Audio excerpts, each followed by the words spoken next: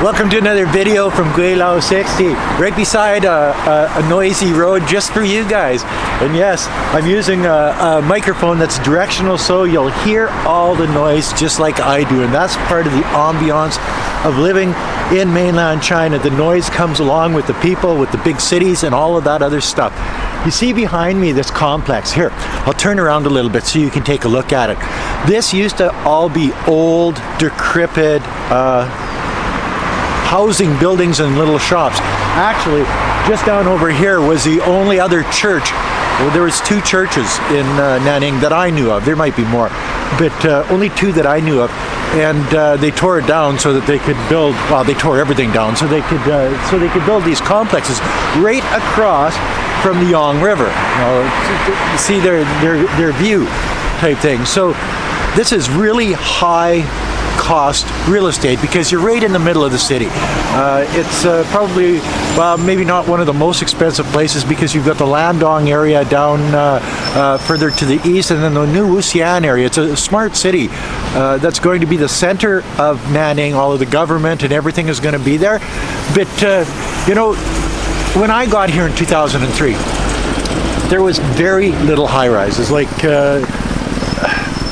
And they weren't really high-rises. They weren't like this. Like these are, I don't know, 30, 40, maybe even more floors. And the first 2 or 3 floors are always shops where you could go get your groceries. You can go get your restaurant food or your beer or whatever type thing, eh? Maybe I'll point this mic this way so you don't have to listen to the road so much. But as I say, in 2003 when I got here, none of this stuff existed. So I've watched China grow from, well, Nanning, not China. I've spent most of my time in Nanning. But I've watched Nanning grow from this little Chinese city of about 3.5 million people to between 8 and 9 million. We're not even sure how many people actually live in Nanning at this point right now. Well, at least I don't. I'm sure they've got surveys coming out and whatever. But it's grown in leaps and bounds. And you get all these naysayers out there saying, oh, it's a ghost city. Nobody lives in these places and whatever. That might be true up in the north of China where it's cold and off the beaten path or whatever, but because of massive urbanization in China, if it's in a city like Nanning, these places get bought up even before they're built, and people are moving into them as soon as they possibly can because they want to move into their new digs. It's the pride and joy of a family to own their own home, especially in capital city like Nanning. People come from places like Yulin and Bobai and Sanjiang or even up north and move because people can move around China just as freely as you can move around the United States or Canada. But you know, the thing is that they buy these places, they move into them, and they actually take care of their stuff. Back in the olden days, they didn't take very good care. If something broke, it was broke, and that's just the way it is. Times are changing here, and I see it, and I think it's for the better. I really do. I like the old China. I sort of adored the old China, especially the old rural China, where you know, things.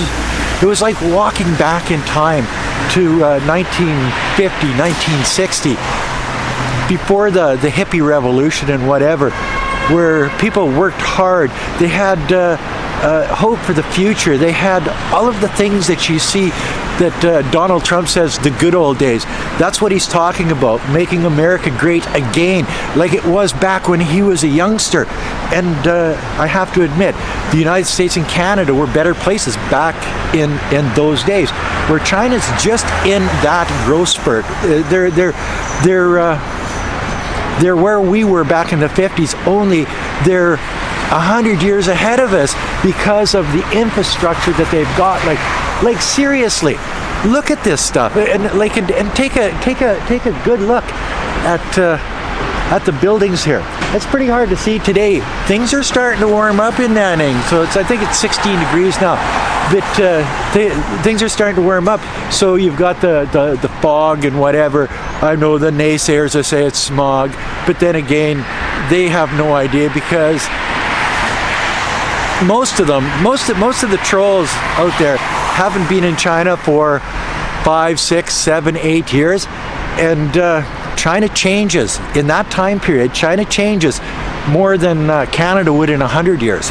So when you look at it that way, this place is growing so quickly, and you know, it's hard on the old people because they're sort of left behind. They don't understand this. They're not the type of people, they didn't have a good education back in the olden days, and they don't get the high-paying jobs, so they're not moving into these places here unless their son or daughter is the one making the money and moving them into a place like this. But yeah, being left behind, I can understand that. But yeah, I was just cruising down the road, and I thought I'd take out my camera and show you some of the stuff that's being built here in Nanning, because it is off the scale. Like, seriously, from the bridge, it's like, you know, even, you know, you going this way, you really can't see because it's a foggy day out today, but you got a bridge over here. Then I turn around and you've got a couple of bridges over here. They've got bridges every kilometer along the Yong River here.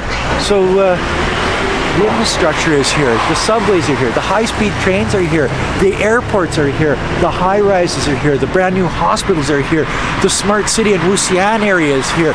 It's one of those things that it's sort of hard to fathom how they could do it in such a short time period and become from rice farmers and fishermen to probably the most developed country in the entire world, and all over a span of about 30 years, guys.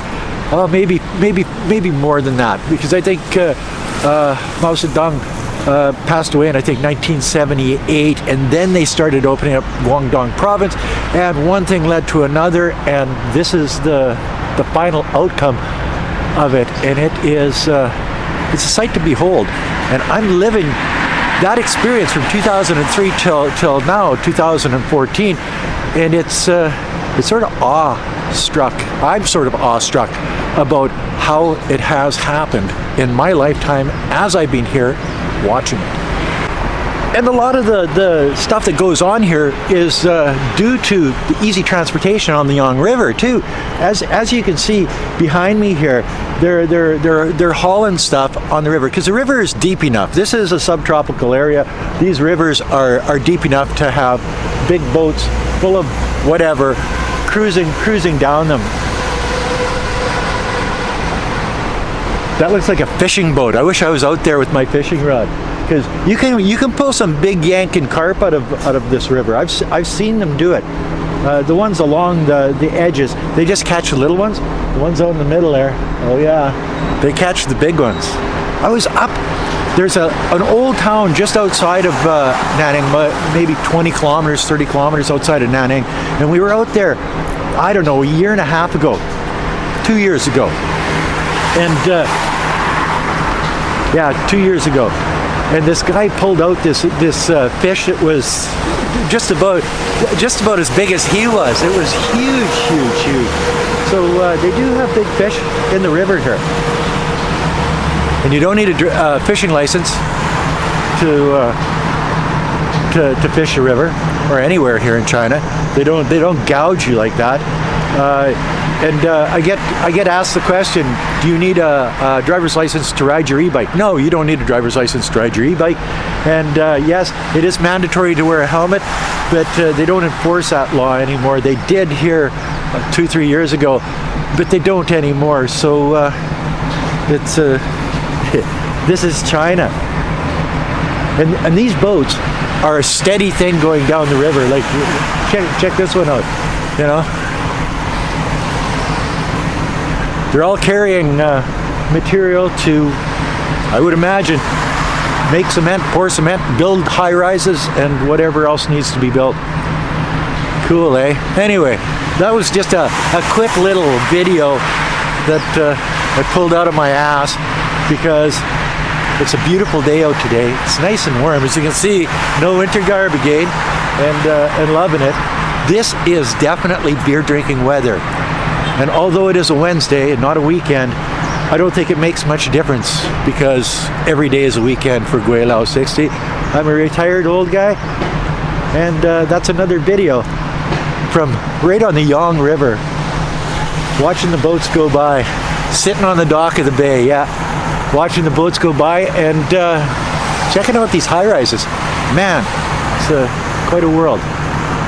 Like, comment, subscribe, push that share button. Don't forget to resubscribe, hit the bell, and yeah, we're well over 100,000 subscribers now. Wonder where my silver button is. Nobody's even contacted me. That YouTube, they probably won't, you know. That's just the way they are. It's like they don't love me like you guys do. Until next time, peace out. Bye now.